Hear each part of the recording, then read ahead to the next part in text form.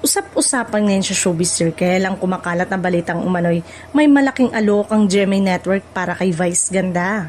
Ayon sa ilang haka-haka online, nais umano ng Kapuso Network na makuha ang kabogable star para sa isang malaking proyekto na posibleng magmarka bilang isa sa pinakamalalaking network transfer sa industriya kung sakaling matuloy.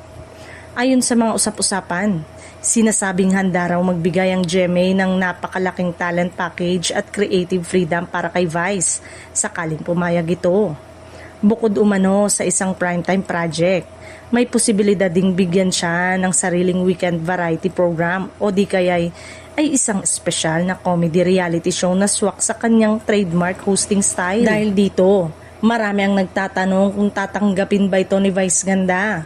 Hindi maikakailanan napakalalim ng naging pundasyon ng kanyang karir sa ABS-CBN. Partikular sa Showtime na naging malaking bahagi ng kanyang tagumpay sa loob ng maraming taon. Kaya para sa ilan, mahirap isipin na basta na lamang niya iiwan ang network na naging tahanan niya.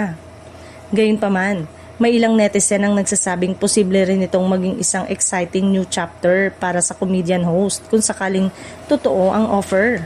Naniniwala ang ilan na kung bibigyan siya ng mas malawak na creative control, maaari pa nitong maipakita ang iba pang aspeto ng kanyang talento na hindi pa lubos na nasisilayan ng publiko. Samantala, wala pang opisyal na kumpirmasyon mula sa kampo ni Vice Ganda o mula mismo sa GMA Network hinggil sa naturang balita. Habang nananatiling tikom ang magkabilang panig, patuloy ang pag-usisa ng fans at netizen kung may katotohanan nga ba ang isyong ito o isa lamang itong bahagi ng mga intriga sa mundo ng showbiz. Sa ngayon, isang malaking palaisipan pa rin kung tatanggapin kaya ni Vice ang sinasabing alok ng Kapuso Network.